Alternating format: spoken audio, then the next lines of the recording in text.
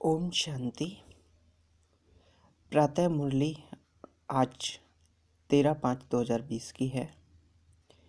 परमपिता के महावाक्य। परमात्मा कहते हैं, मीठे बच्चे, अमृत बेला अपने दूसरे सब संकल्पों को लॉकअप बंद कर एक बाप को प्यार से याद करो। बाप से मीठी मीठी रूह रिहान करो। बाप मीन्स टू एक परमात्मा। प्रश्न है, तुम बच्चों की हर बात में अर्थ है, अर्थ सहित शब्द कौन बोल सकता है? उत्तर है, जो देह अभिमानी है वही हर बोल अर्थ सहित बोल सकता है। बाप तुम्हें संगम पर जो भी सिखलाते हैं वह अर्थ सहित है। यहाँ पर बाप का मतलब है परमात्मा से, परमपिता परमात्मा शिव। देह अभिमान में आकर मनुष्य जो कुछ बोलते हैं वह सब अर्थ के बिना अनर्थ है। उससे कोई फल नहीं निकलता, फायदा नहीं होता। गीत दिया है, नैनहीन को राह दिखाओ प्रभु। ओम शांति। यह सब गीत आदि हैं भक्ति मार्ग के। तुम्हारे लिए गीतों की दरकार नहीं है, कोई तकलीफ की बात नहीं। भक्ति मार्ग में तो तकलीफ बहुत है। कितनी रस्म रिवाज चलती है, ब्राह्मण खिलाना, यह करना, तीर्थों आदि पर बहुत कुछ करना होता है।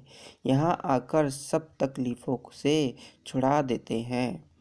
इसमें कुछ भी करना नहीं है, मुख से शिव शिव नहीं बोलना है।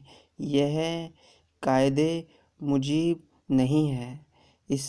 इसमें कोई फल नहीं मिलेगा। बाप कहते हैं, ये अंदर में समझना है, मैं आत्मा हूँ। बाप ने कहा, हमको याद करो। परमात्मा कहते हैं, हमको याद करो। अंतर्मुखी हो, बाप को ही याद करना है। तो बाप प्रतिज्ञा करते हैं, तुम्हारे पाप भस्म हो जाएंगे। परमात्मा कहते हैं, मुझको याद करोगे तो तुम्हारे पाप भस्म हो जाएंगे। यह है योग अग्नि, जिससे तुम्हारे विकर्म विनाश हो जाएंगे, फिर तुम वापस चले जाएंगे। हिस्ट्री रिपीट होती है। यह सब अपने साथ बातें करने की युक्तियां हैं। अपने साथ रूह रिहान करते हो। बाप कहते हैं, मैं कल्प कल्प तुमको यह युक्ति बतलाता हूँ। यह भी जानते हैं, धीरे धीरे यह झाड़ वृद्धि को पाएगा। माया का तूफान भी इस समय है, जबकि मैं आकर तुम बच्चों को माया के बंधन से छुड़ाता हूँ। सतयुग में कोई बंधन नहीं होता ही नहीं। यह पुरुषोत्तम युग भी अभी तुमको अर्थ सहित बुद्धि में है। यहाँ हर बात अर्थ सहित ही है। देह अभिमानी जो बात करेंगे सो अनर्थ, देही अभिमानी जो बात करेंगे अर्थ सहित, उनसे फल निकलेगा। अब भक्ति मार्ग में कितनी डिफिकल्टी होती है। समझते हैं तीर्थ यात्रा करना, यह सब भगवान के पास पहुंचने के रास्ते हैं, परंतु बच्चों ने अब समझा है, वापस कोई एक भी जा नहीं सकता। पहले नंबर में जो विश्व के मालिक लक्ष्मी नारायण थे, उनके ही 84 जन्म बता देते हैं, तो फिर और कोई छूट कैसे सकता? सब चक्र में आते हैं, तो कृष्ण के लिए कैसे कहेंगे कि वह सदैव कायम ही है? हाँ, कृष्ण का नाम रूप तो चला गया, बाकी आत्मा तो है ही किस ना किस रूप में। यह सब बातें बच्चों को बाप ने आकर समझाई हैं। यह पढ़ाई है, स्टूडेंट लाइफ में ध्यान देना है। रोजाना टाइम मुकर्रर कर दो अपना चार्ट लिखने का। व्यापारी लोगों को बहुत बंधन रहता है, नौकरी वालों को बंधन नहीं रहता। वह तो अपना काम पूरा किया, खल्लास। व्यापारियों के पास तो कभी ग्राहक आए तो सप्लाई करना पड़े, बुद्धि योग बाहर चला जाता है, तो कोशिश कर समय निकालना चाहिए। अमृत वेले का समय अच्छा है, उस समय बाहर के विचारों को लॉकअप कर देना चाहिए। कोई भी ख्याल ना आए, बाप की याद रहे, बाप की महिमा में लिख देना चाहिए। बाबा ज्ञान का सागर है, पतित पावन है। बाबा हमको विश्व का मालिक बनाते हैं, उनकी श्रीमत पर चलना है। सबसे अच्छी मत मिलती है मन मना भव, दूसरा कोई बोल ना सके। कल्प कल्प यह मत मिलती है, तमो प्रधान से सतो प्रधान बनने की। बाप सिर्फ कहते हैं मामेकम याद करो, इसको कहा जाता है वशीकरण मंत्र। अर्थ सहित याद करने से ही खुशी होगी। बाप कहते हैं अव्यभिचारी याद चाहिए, जैसे भक्ति में एक शिव की पूजा अव्यभिचारी है, फिर व्यभिचारी होने से अनेकों की भक्ति करते हैं। पहले थी अद्वैत भक्ति, एक ही भक्ति करते थे, ज्ञान भी उस एक का ही सुनना है। तुम बच्चे जिसकी भक्ति करते थे वह स्वयं तुम्हें समझा रहे हैं। मीठे मीठे बच्चे, अभी मैं आया हूँ। यह भक्ति कल्ट अभी पूरा हुआ है। तुमने ही पहले पहले एक शिव बाबा का मंदिर बनाया, उस समय तुम अव्यभिचारी भक्त थे, इसलिए बहुत सुखी थे। फिर व्यभिचारी भक्त बनने से दैत्य में आ गए, तब थोड़ा दुख होता है।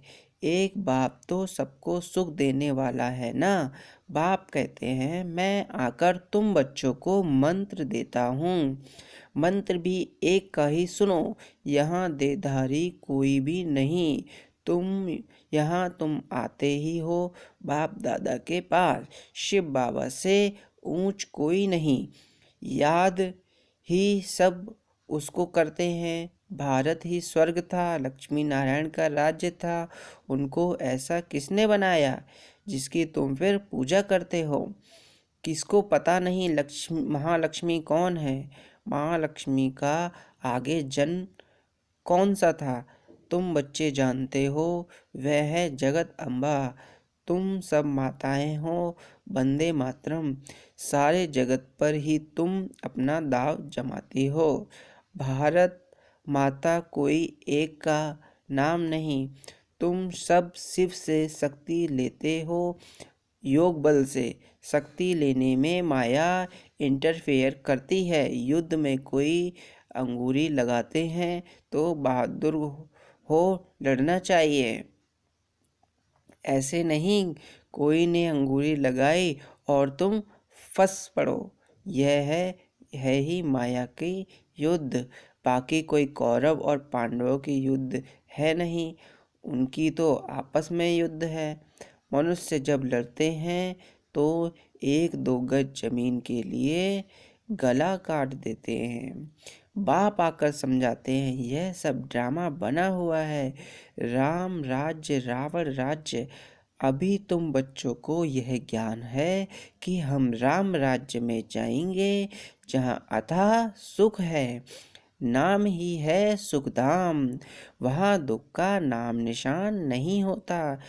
अब जबकि बाप आए हैं ऐसी राजाई देने, तो बच्चों को कितना पुरुषार्थ करना चाहिए। घड़ी घड़ी कहता हूँ बच्चे थको मत, शिव बाबा को याद करते रहो, वह भी बिंदी है, हम आत्मा भी बिंदी हैं। यहाँ पाठ बजाने आए हैं, अब पाठ पूरा हुआ है। अब बाप कहते हैं मुझे याद करो तो विकर्म विनाश होंगे। विकर्म आत्मा पर ही चढ़ते हैं ना, शरीर तो यहाँ खत्म हो जाएंगे। कोई मनुष्य को कोई पाप कर्म करते हैं तो अपने शरीर को ही खत्म कर देते हैं, परंतु इससे कोई पाप उतरता नहीं है। पाप आत्मा कहा जाता है, साधु संत आदि तो कह देते हैं आत्मा निर्लेप है, आत्मा सो परमात्मा, अनेक मतें हैं, अभी तुमको एक श्रीमत मिलती है। बाप ने तुम्हें ज्ञान का तीसरा नेत्र दिया है, आत्मा ही सब कुछ जानती है, आगे ईश्वर के बारे में कुछ नहीं जानते थे। सृष्टि चक्र कैसे फिरता है, आत्मा कितनी छोटी है, पहले पहले आत्मा का रियलाइजेशन कराते हैं। आत्मा बहुत सूक्ष्म है, उनका साक्षात्कार होता है। वह सब है भक्ति मार्ग की बातें, ज्ञान की बातें बाप ही समझाते हैं। वह भी भ्रकुटी के बीच में आकर बैठते हैं बाजू में, यह भी जट समझ लेते हैं। यह सब हैं नई बातें जो बाप ही बैठकर समझाते हैं। यह पक्का याद कर लो, भूलो नहीं। बाप को जितना याद करेंगे उतना विकर्म विनाश होंगे। विकर्म विनाश होने पर ही आधार है तुम्हारे भविष्य का। तुम बच्चों के साथ साथ भारत खंड भी सबसे सौभाग्यशाली है। इन जैसा सौभाग्यशाली दूसरा कोई खंड नहीं है। यहाँ बाप आते हैं। भारत ही हेवन था, जिसको गार्डन ऑफ अल्लाह कहते हैं। तुम जानते हो बाप फिर से भारत को फूलों का बगीचा बना रहे हैं। हम पढ़ते ही हैं, जहाँ जाने के लिए साक्षात्कार भी करते हैं। यह भी जानते हैं कि यह वही महाभारत लड़ाई है, फिर ऐसी लड़ाई कहीं लगती नहीं।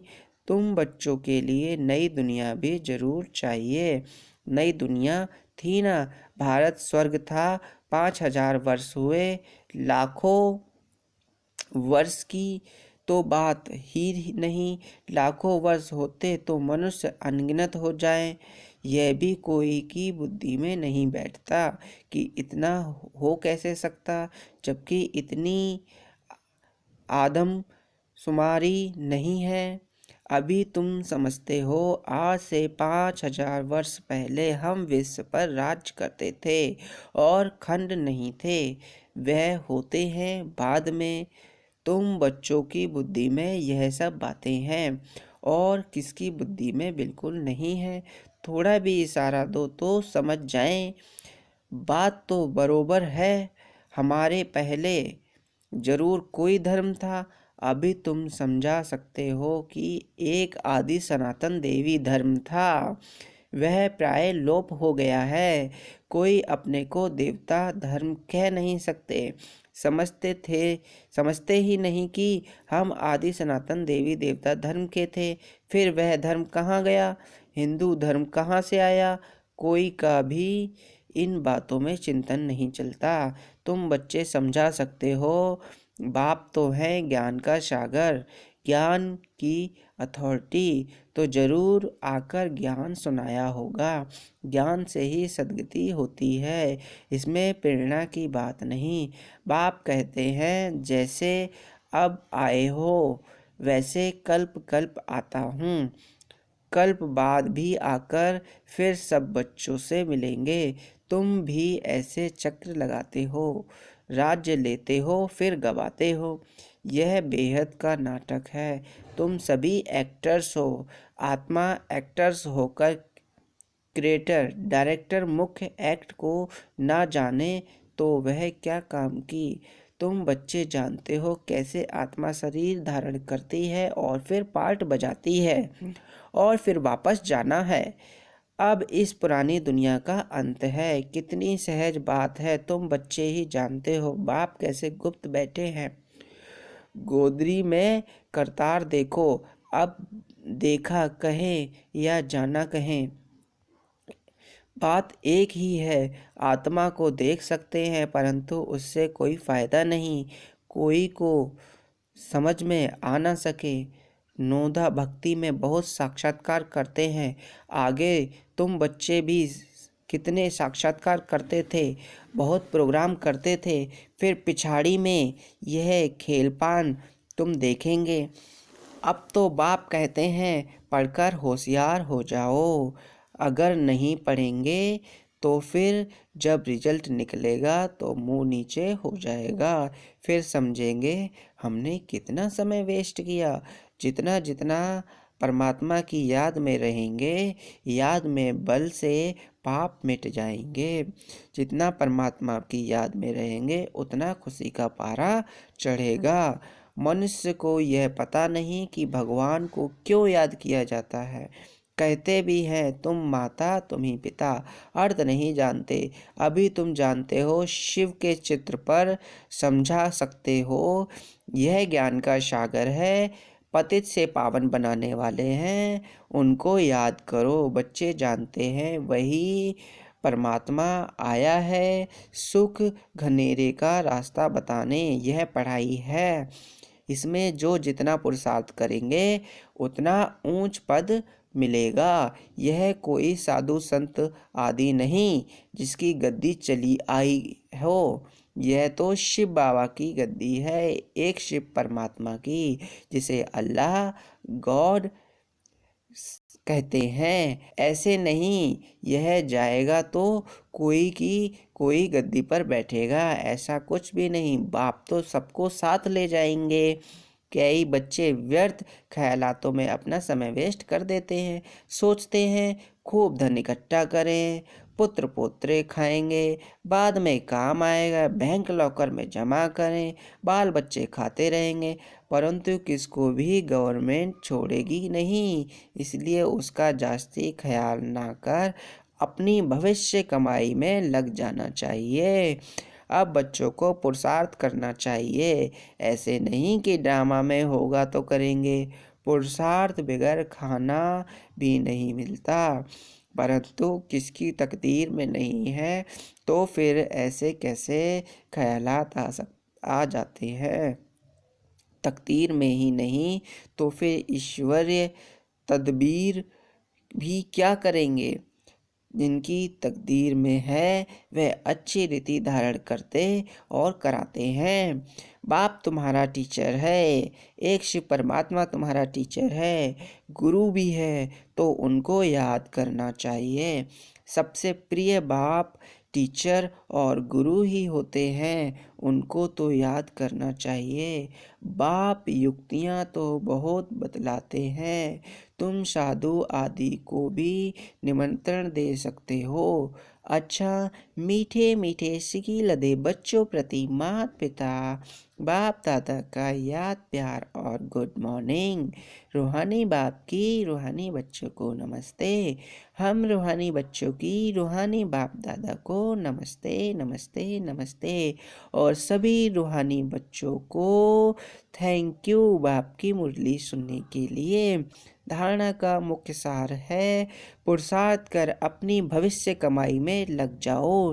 ड्रामा में होगा तो कर लेंगे, यह कहकर पुरुषार्थहीन नहीं बनना।